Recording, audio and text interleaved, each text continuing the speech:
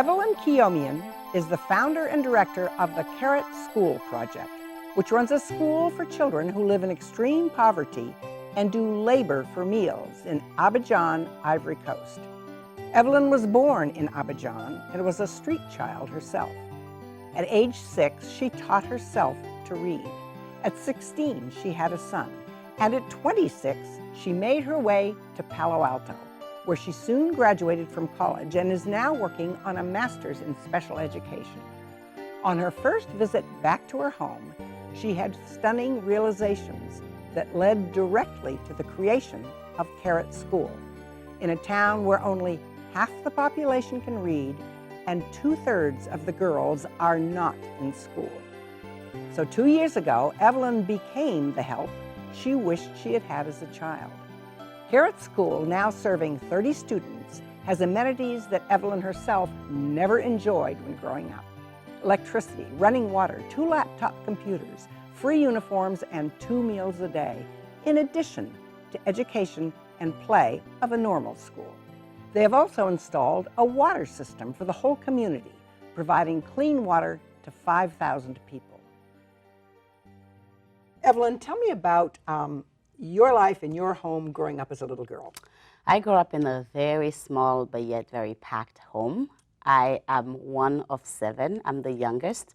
And we also had a lot of cousins at home because they were in the more rural places and they couldn't, go to school and things like that. So they would come and stay because there we were considered to have some in the middle of a lot who had none. So you were in what I think most Americans would consider a deprived environment. Yes, definitely. At the time, I did not see it like that, even though, sometimes it was 1 meal a day, sometimes there was none, but I was just happy to be there. However, at age 8, you made your debut in the business world. Yes, I did. Indeed, I did. Yes. And so being, from a family of 7, and my dad, we didn't have much. And so going to school wasn't something that was just offered to kids.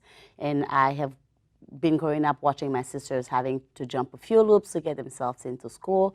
So when it became my turn and there was no money to enroll me in school, and when there was money, a male child was going to get enrolled before me, I decided to take matters into my own hand. And I did my first business pitch so that I could sell some cold water on the market for a lady.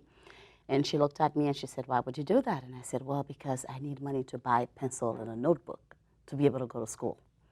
And how did that work out? Well, if I am to use a Silicon Valley, way of talking, she invested in my enterprise at that age. So yes, she said yes, and I started selling water on the street.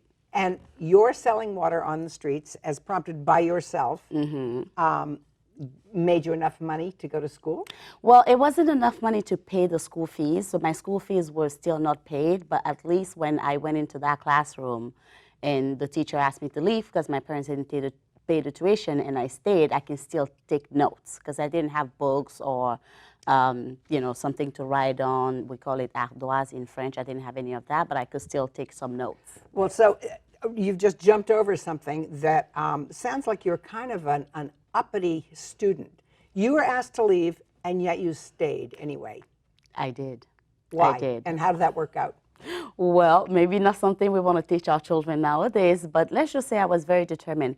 And there was a part of me that always somehow knew that if I just learn how to read, if I stay in school, and if I go to school, my life will be different than what it was at the time and what I was seeing around me for myself and so many friends and so many mothers around.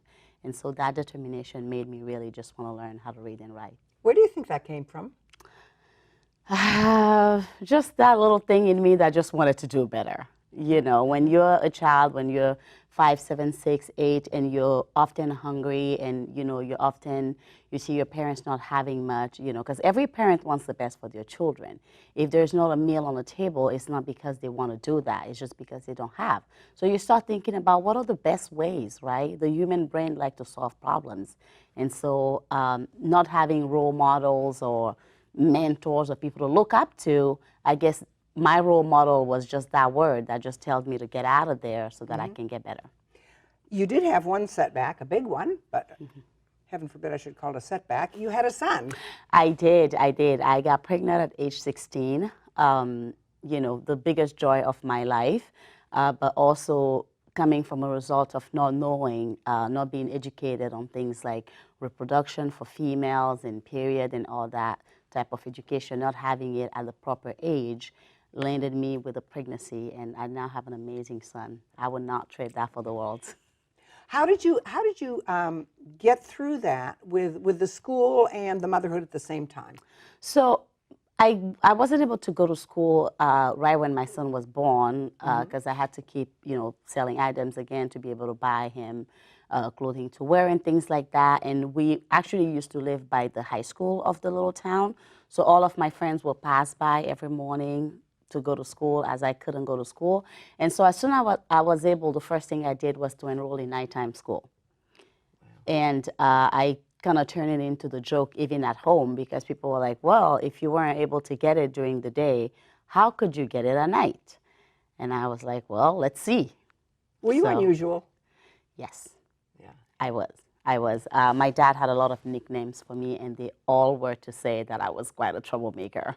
I was always shaking the system and questioning and going against just I was the why child, but why, you know, you're a girl, but why, like give me more because a lot of the answers that I had as a child, the answer to it was, well, because you're a girl, right? Why is everybody else going to school and I don't get to go to school? Why is cousin X brought in to go to school instead of me? And always the answer is because you're a girl. And I always just pushed against that why, and yeah. You don't seem to be angry, though. No, I'm not. Actually, I'm not because I think it showed my character because, like I said, my dad had a lot of nicknames for me, and my sisters and I we still joked about it, like how much nickname can one get for being, for pressing on this vibe, and yeah, it just builds character and it makes you a stronger person. Well, so that same character Yeah.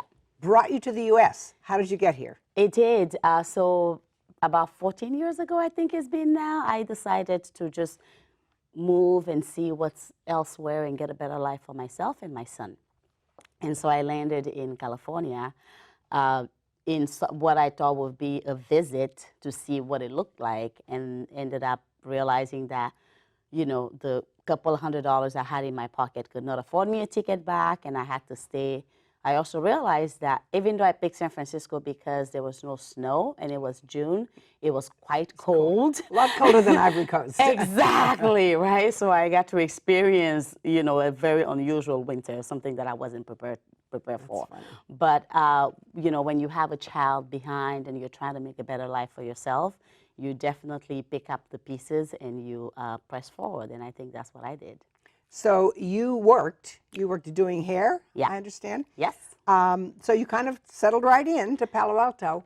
What were the biggest surprises? There must have been a lot of them. Yes, a lot. Well, so when you are, somewhere else, especially in Africa, you maybe not have access to TV in some of the part that we were in. We're in a very little town, or you have access to very few TV. And the part of, America, France, and Europe that is shown to you is not what you see here. And so to come here and see that, there was homelessness, there were people hungry, but at the same time, there were also people with a lot, and so you kind of figure, oh, there is the haves and the have-nots in all parts of the world. And it's just a big shock that you could see, such issues right here. Right. Yeah, because in the back of your mind, you think, I'm going to the better place. I'm going to get a better life. And, things are going to be kind of either given or easy. And then you get on the ground and you realize that there are people that were born here that don't even have that. And may not even have what you have left behind. Wow. And I think that was one of the biggest shock for me. Well, and you did go back. Tell me about when you returned for the first time to your home. Yeah, so it took me a while, for a lot of reasons. I couldn't go back. But back in 2016, I went back, and it was just such a mixed feeling to be back. And I remember from the airport to the house, the first red light, the car stops, and there about 15 children, what felt at least to me like 100, but at least 15 children just rushing to the car with something. Some of them cleaning the windshield, some of them offering cold water, oranges. Yes, right, cold water and oranges and all sorts of things. There's like a supermarket by the red light, and it's ran by children, and that was another surprise that was not quite pleasant for me. Well, it was on that visit, I believe, that 3 things became really clear to you. Tell me about that. So I quickly realized that many things have not changed because I started paying more attention to the children on the street. What was their age range? What was the gender? And I realized that there were actually more children on the street, because if you listened to me earlier, I said I sold items, but it wasn't a market. Like, it wasn't at a red light or anything like that.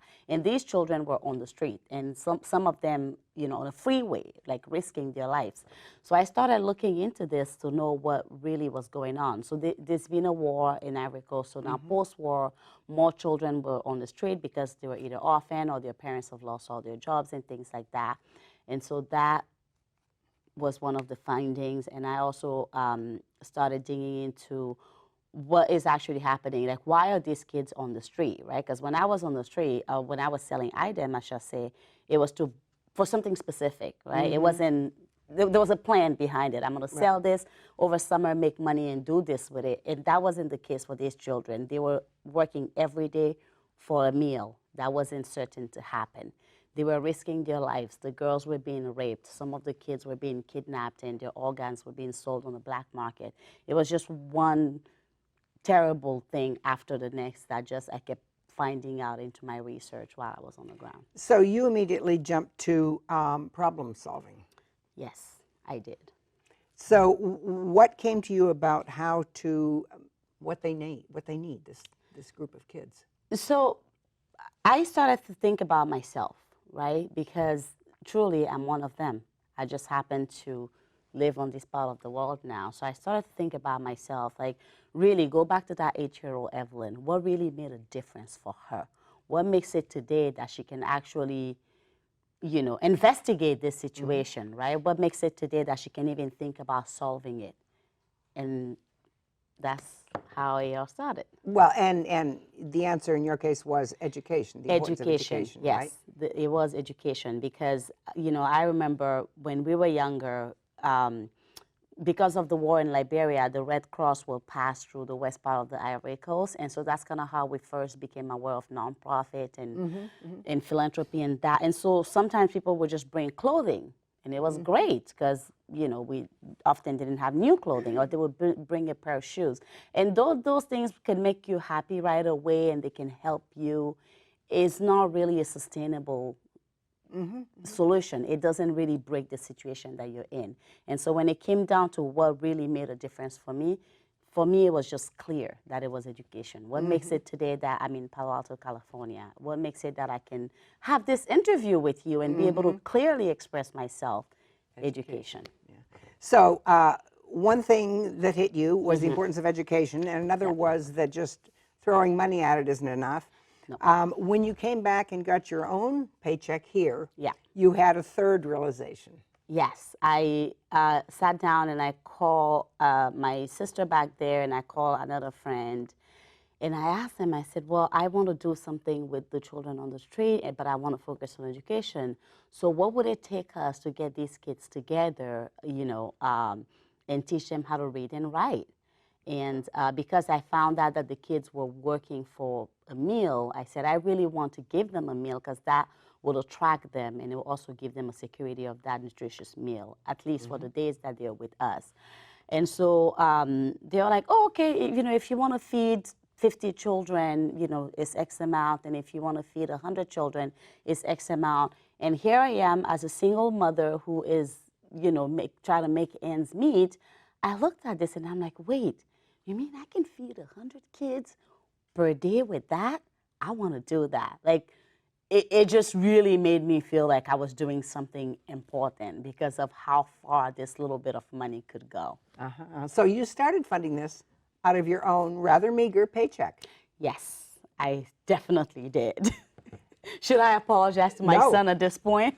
No, We started absolutely buying not. less bananas because we started feeding children in Ivory Coast. Wow. When did the light bulb, the idea of a school there really happen?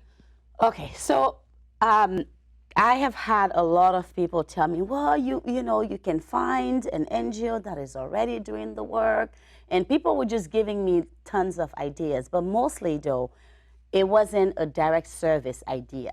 It was, would you piggyback on somebody's back and bring in some backpack or some books and some things like that?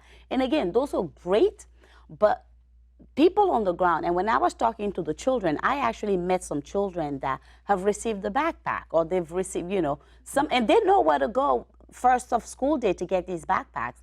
But they said, look, Miss Evelyn, when we're in the classroom and we're hungry, we want to be back here selling something so we can eat, and so that our families can also eat. So I kept telling people, I'm like, this is great, but then how do you keep track of these children? How do you know that they actually stay in the school that you've put them into, right? You can take them out of the cacao farm and put them in school, take them out of the street, put them in school, but what are the chances that the moment you walk away and you get back in your flight, when they're hungry, they're just gonna go right back to that? And so because of that, I said, you know, we're going to have a school. I don't know how, but this is what we're gonna do, because I wanna make sure that the kids that we have are staying in school and we're accomplishing what we set out to accomplish. Now, just for a context or reality check, what does happen to the students, particularly the girls, that aren't in school? What's the alternative? Oh, wow. Okay. It's about to get deep. So we have a girl right now. I'm going to keep her name to myself.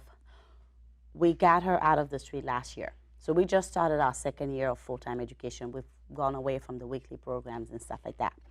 And she is the testimony of what happens to a girl when she's not in school, okay? This girl is only 10. We've had her for 2 years. The whole time she was on the street, she was raped more than 10 times before we got a hold of her. So, and that's just one girl. So a child, a girl on the street, the UNICEF report said the Ivory Coast has an average of 1,200 rapes a year just in the capital. Wow. Where are these kids found? The same kids who are selling items on the street. So you bring them in and not just educate them, but feed them. Yes. How is that going? It is going amazing. I mean, I don't know how we got started. I don't, you know, it's such a testimony that every day we're able to, you know, provide a meal for these children, and we're changing lives, and they keep coming back, and we can't wait to be able to bring more children in, definitely. Now, you say you don't know why, but I have a sense that you have a hunch about what you're doing right. What do you think is really working there?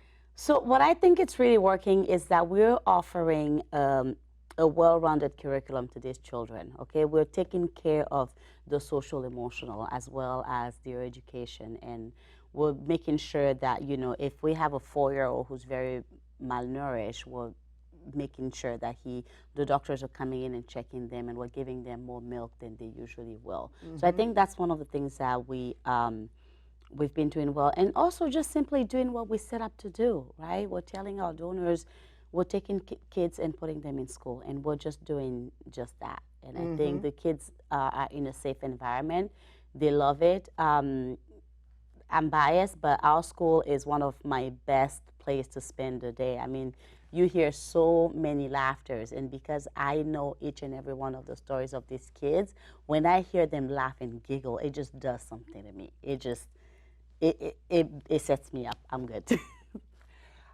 You don't spend, you're here most of the time, however. Yes. Tell me how that works. So I'm here. We're a United States 501c3 registered, and so we're raising funds here. And on the ground, we have a full team. We have a school director. She is a PhD in sociology. She just finished, and she could have gone and gotten a job anywhere, but she is really, you know, I talk to her at least twice a week. She loves everything about everything that we're doing, and so she joined the team. We have a school director. We have 6 teachers who are in the classroom. So we're delivering it, in a Reggio Emilia type of system. So teachers are sitting with the kids, they're in there. It's not a system where the students are there and the teacher's here and the teacher knows it all.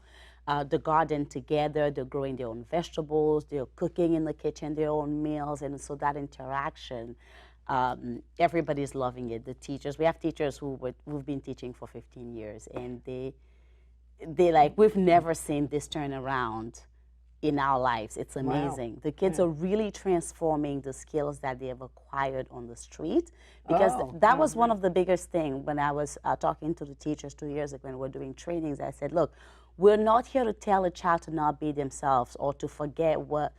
Take a 9-year-old who's never been in school, who's been on the street their entire life. They learn something. You just want to channel that thing into something that will be useful to them. So let's tap into their potential. So you were looking at all those students as little Evelyns who are troublemakers and saying, how do I reach them? Yes, exactly. And it's like there is a little bit of a me in each one of them. And if we can shine it a little bit, right, that's where we get our name for and that big diamond from. They are priceless. And if we can shine them a little bit, I think they will shine. Oh, that's great. Do you wish you were spending more time there on the ground? Oh my God, this is a rough question. Of course I do. But in order for this to happen, I have to be here too. To do the fundraising? Yeah, so to do the fundraising and also a lot of even the curriculum. I get a lot of, retired teachers reaching out to me all the time, and I tell them what we're doing, and they give in their input, which is always valuable. Yeah, and so, doing fundraising, making sure that things are done right, and then having a solid team on the ground has been making it move forward, I should say. So big picture, Yes. what do you want Americans and maybe your funders to understand most about the culture and how it's different from the American culture? Oh, okay. So what I want people to understand is this. Everybody wants to do good, but sometimes, as much as we mean well, we go into cultures, and in our attempt to do good, we disrupt the fabric of the culture. How? There's value in every household, in every culture in the world. As we're doing philanthropy, as we're doing nonprofit, let's make sure that we're respecting the culture, we're respecting the ground that we're in, and that we're just kind of paying it forward, right? We're bringing in the best of what we have, but we're also looking at what you have and seeing how we can incorporate this. Do you think that your school and your job could have possibly been done by somebody who was born and raised in America and never having grown up the way you did? Of course. Of course. I mean, people get immersed into things very easily, right? I meet philanthropists or nonprofit founders all the time who are like, oh, I went on vacation and I saw this issue and I really wanted to solve it, and they're doing a great job at it. So it's not to say that somebody who's not from there could not understand, but there is a lot of things, because even for myself, when I go back, some of the way the process or the way the things are done, I look at it and I'm like, really? Why would you, right? Why would you go talk to the chief of village for 2 days before you get to replace the water pump of the village? At the end of the day, I'm giving you clean water. I should be able to do it. But that's not how it is. That's their culture. And by respecting that, they welcomed me into the villages, and they allowed me to really, they trust me to really have access to their children and to have access to what their tomorrow is. And that's what we're building. This is probably hard to distill, but if you were to take the best of the Ivory Coast culture and the best of the Palo Alto culture, what are they? Well, I think we're actually doing that at the KSU already, right? We have a couple computers that people donate. I think we have 2 laptops that are in the classroom, and I'm working with a few people here to kind of like create some basic coding for the children to learn, because I think we're in 2020, okay? You can't be having schools in third world countries that only teach people ABCs, right? Let's raise them to be leaders of a world, and so let's bring them to the standard of that world, right? So we're bringing that part of Silicon Valley in that essence, right?